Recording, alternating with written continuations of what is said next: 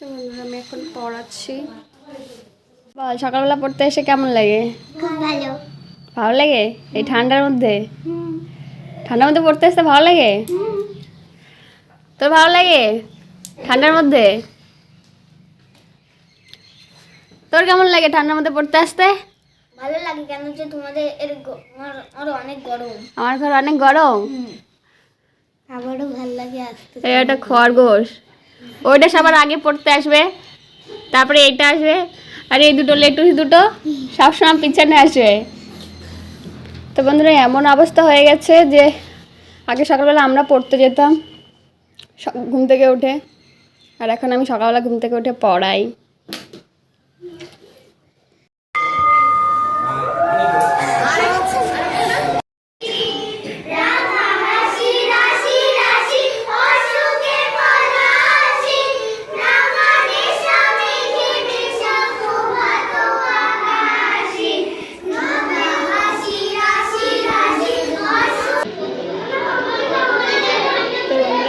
Class 2 class নিয়ে আসলাম, এরপরে আমার আছে 3তে বাংলা ব্যাকরণ।